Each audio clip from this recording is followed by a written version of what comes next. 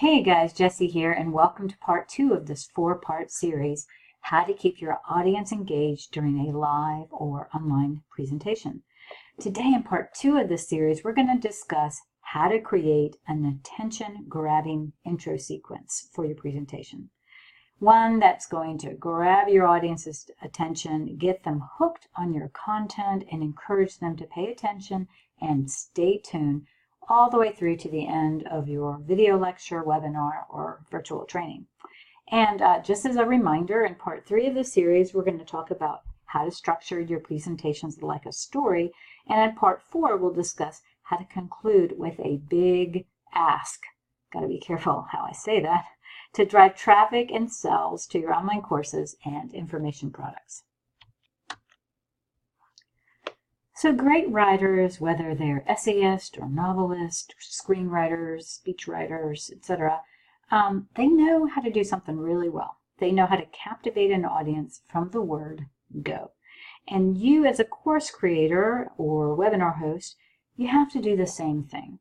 You've got to get your audience to tune in and watch and listen closely.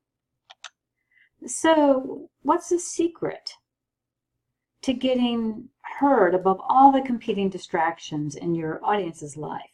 Well, today I'm going to share a 3-act introductory sequence with you that will make your presentation attention-worthy and engaging right from the start.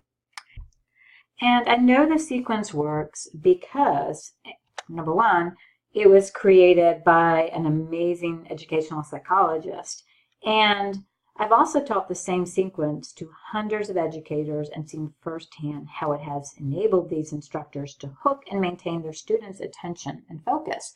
And most of these educators were high school teachers, and you cannot imagine a more challenging audience than a group of high school students.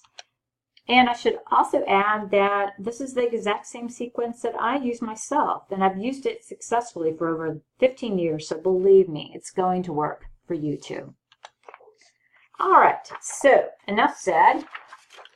Let me walk you through the sequence, and don't worry, at the end of this post I have a free download and some links that I'll be sharing with you, including a swipe copy for the intro sequence so that you can put this baby to work for you. To get us started, let me introduce you to Robert Gagne. He was an educational psychologist and a leading learning theorist who proposed that 9 key instructional events were central to an effective instructional design sequence.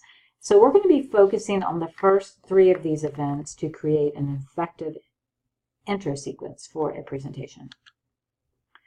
So specifically, our intro is going to consist of these 3 acts. And I'm not going to call them steps because they're really more important than that. So the first act is to gain your students' or viewers' attention. Your second act is to inform your students or viewers of the goals of your presentation or webinar, training, what have you. And you'll recall that actually from part 1 of the series. And the third act is to tap into your viewers' prior knowledge of the content you'll be covering in your presentation. So again, the 3 are to gain students' attention, inform the students of the goals of your presentation, and to tap into their prior knowledge. So let's look at Act 1. There are a number of ways to grab your viewers' attention at the start of a presentation, and here are my top 7. So you could tell a brief story. Personal stories generally work best. You want to tell a story, obviously, that relates to your presentation topic or that you can make relate to that topic. And what this does, it has a once upon a time effect. And we're all suckers for great stories. So it's a great way to captivate your audience. Another strategy is to ask a thought-provoking rhetorical question. So, for example, what would your life be like if you never had to fold laundry again? Something that really gets people thinking and taps into their thoughts and their emotions and their imagination. You could share a shocking statistic or headline. You could share a powerful quote. You could show a powerful, provocative photo. or play a short video clip from a film or video, or you could tell a joke, you know? So a guy walks into a bar. These are great strategies for captivating an audience attention.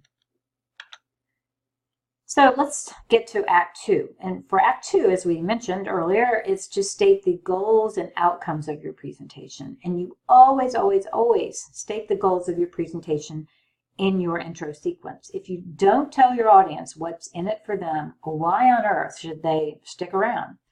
And you always want to state the goals or outcomes from the students or viewer's perspective. This is exactly what I shared with you in part 1 of this series. So it doesn't have to be anything fancy, just a simple statement on a slide will do here. So let me show you a couple of examples. So for a short presentation with a single learning outcome like this one, you just need a short sentence. And like earlier in this presentation, I said, well, today I'm going to share an introductory sequence with you that will make your presentation attention-worthy and engaging right from the start. That's it. That's all you need. Simple goal stated right at the beginning of your presentation. Now, if you have a longer presentation or, you know, maybe a 45-minute, hour-long webinar, you want a bullet list the outcomes. So here's an example for you. And again, as I mentioned, state your learning objectives from the student's perspective. So by the end of this training, you'll come away with, and then just bullet list the outcomes, just as I've done here on this slide. I'll give you a minute to look it over and then we'll move on.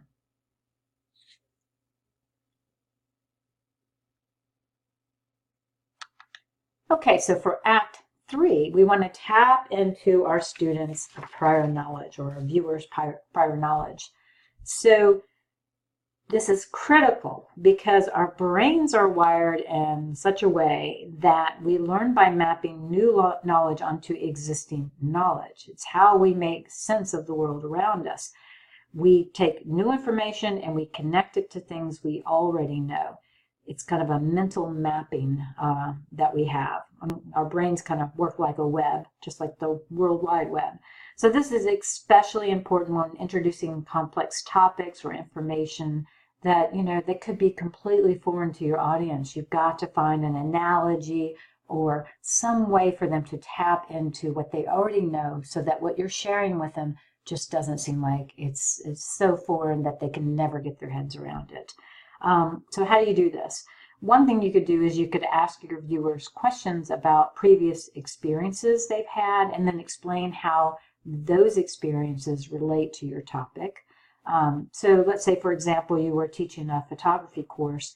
You might ask your audience to compare 2 photographs of the same image shot from different angles and then ask them to think about why they prefer one photograph more than the other.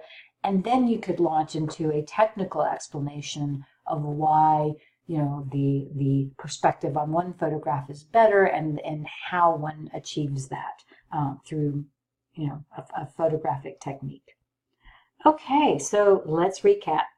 So the 3 acts of the intro sequence, gain attention, state goals or outcomes, and tap into prior knowledge, are key to capturing your audience attention at the beginning of a presentation.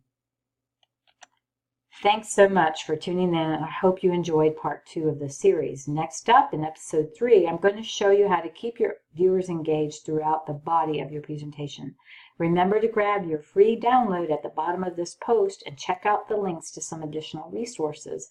Bye-bye for now, and see you soon.